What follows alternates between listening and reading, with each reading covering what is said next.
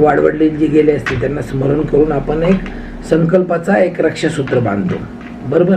मग हवन करण्याच्या अगोदर अग्निदेवतेला आपण आमंत्रण देतो, आव्हान करतो.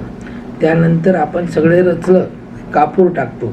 कापूर टाकलं गोरी असते, ती गाईच्या शेणाची असली पाहिजे.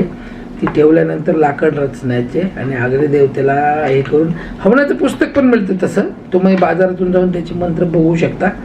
पण मेन हवन कसं चालू होतं माहिती का, ज्या वेळेस आपण हवनाचं अग्निदेवतेचं आव्हान केलं, अग्नी पेटला, त्यानंतर आपण जे आहुती बनवलेली असते सामुग्री, साधन सामुग्री, ते वेगवेगळ्या लाकडांच्या साली असतात, त्यांच्यात पंचमेवा टाकतो आपण, बदाम, काजू वगैरे सगळ्या गोष्टी त्या मिक्स केल्यानंतर आपण ते बनवतो. मग त्याच्यानंतर स्वाहा स्वाहा हे शेवटचं म्हणायचं असतं आपल्याला त्या मंत्राने.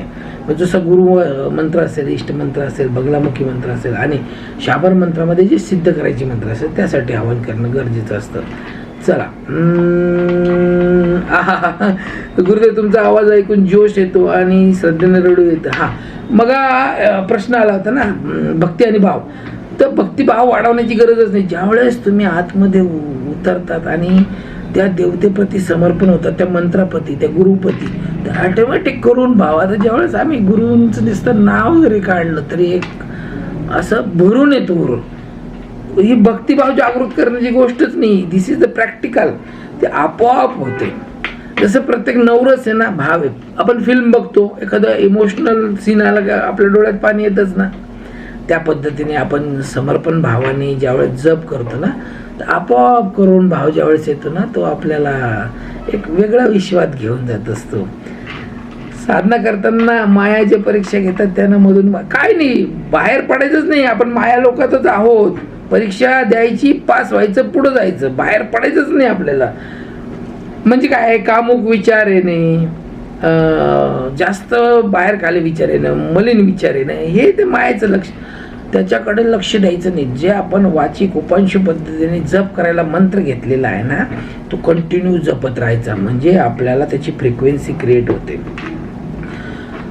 साधना करताना हा चला, गुरुजी कानिपनाथ महाराज यांचा गुप्त बीज मंत्र कुठला आहे असा ओपन कसा सांगता येईल? हे बघा, कुठलाही मंत्र किंवा मंत्रविधी किंवा साधना मार्ग हे गुह्य असतं. गुरु फक्त शिष्याला सांगतो.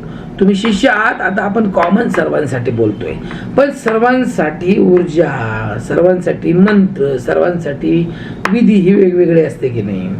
त्यामुळे एक लक्षात ठेवायचं की मंत्राची विचारपूस मला वैयक्तिक तुम्ही करा, म्हणजे मग तुम्हाला त्यातलं मी बारकावे पण सांगेन. आणि तरी मी एक सूक्ष्म गोष्ट सांगतो, प्रत्येक नाथांचं नाव आहे. जसं चैतन्य नाव घेऊन आपण त्यांचा मंत्र जपवू शकतो. एकदम सोप्या सोप्या गोष्टी असतात. जस्ट मिनिट चालू ठेवा. हा, तर साधना करत असताना असे जाणवते की देवीच्या फोटोमधून कोणीतरी पाहतोय. अच्छा अच्छा अच्छा, डोळे बंद करायचे. कदाचित असंही असतं की ज्यावेळेस आपण दिवा लावून बसतो ना, त्याची प्रतिमा आपल्याला पडते. देवाचा फोटो समोर असतो, त्या काचेमध्ये ना आपली प्रतिमा दिसू शकते आपल्याला, होतं असं. आणि एक तुम्हाला खूप गुह्य गोष्ट सांगतो. ज्यावेळेस आपल्याला स्वतःला सिद्ध करायचं असतं ना, तर मागे दिवा ठेवून छाया सिद्धी म्हणतात त्याला. आपल्या स्वतःची आरशामध्ये आपण बघतो ती छाया, किंवा भिंतीवर ती छाया साधना आहे. तुम्ही मला पर्सनल विचारा, मी तुम्हाला पर्सनल या गोष्टींची माहिती देतो. आणि सगळ्यात महत्त्वाचं, प्रत्येक साधनेचं आउटपुट वेगवेगळं आहे. गुरुजी न्यास विधी कसं करतात? गुड, याला म्हणतात साधक. न्यासविधी मी खास व्हिडिओ बनवतो, असं ती सांगता येणार नाही लगेचच्या लगेच त्याला. तरी पण एक सांगतो की आपल्या योगिक क्रियेमध्ये शवासन आहे, सिद्धासन आहे, बरोबर आहे. शवासन आपण झोपल्यानंतर आपल्याला प्रत्येक याच्यातून प्राण वरवर आणायचा असतो. तर न्यासक्रिया म्हणजे आपल्या पायाच्या अंगठ्यापासून सहस्रार चक्रापर्यंत पूर्ण प्राण काढत काढत वर आणून तिथं प्रस्थापित करायची न्यासक्रिया. याला एकदम सिंपल सांगितलं.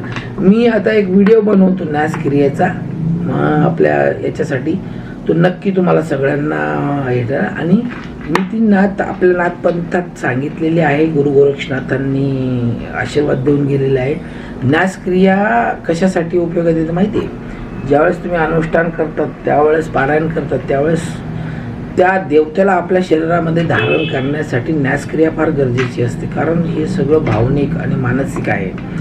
तुम्हाला असं वाटत असेल संचार येतो, सगळं खरं आहे, परंतु ती फ्रिक्वेन्सी थोडी असते. परंतु ज्यावेळेस आपल्याला नैवेद्य, मी मागे एकदा बोललो होतो माझ्या पॉडकास्टमध्ये पण, की ज्यावेळेस आपल्याला नैवेद्य द्यायचं असेल तर त्यावेळेस आपण आपल्या शरीरात न्यासक्रिया, मानसपूजा म्हणतो आपण त्याला, मानसपूजा विथ न्यासक्रियेने धारण करून आपल्याला ते नैवेद्य त्या देवतेला आहुती म्हणून देऊ शकतो.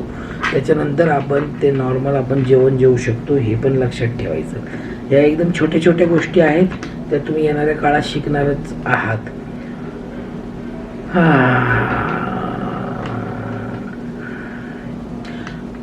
सांगताना कुणी पण मंत्र लिहायचं नाही, कधीच लिहायचं नाही. जप करत होतो एवढं म्हटलं तरी समजतं. कारण आपण काय जप करतोय कुठेही उजागर करायचं नाही.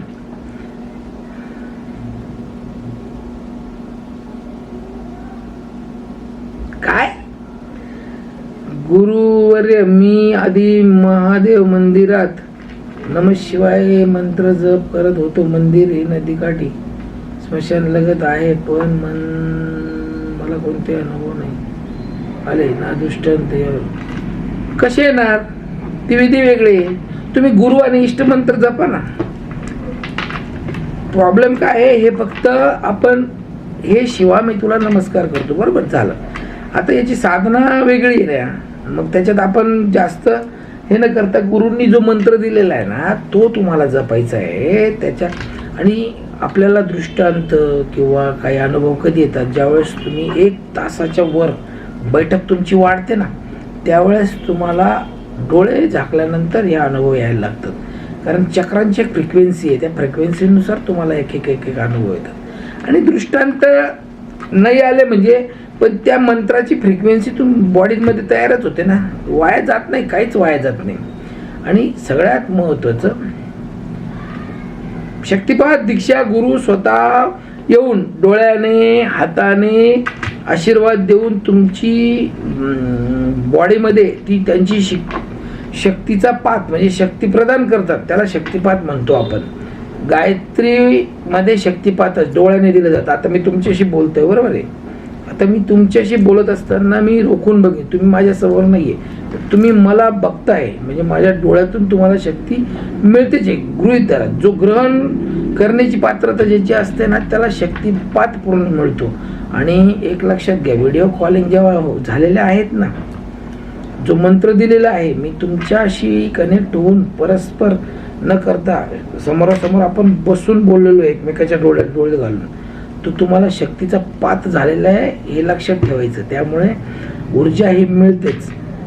आणि शक्तिपात झाल्यानंतरच तुम्हाला काहीतरी वेगळे अनुभव यायला लागतात.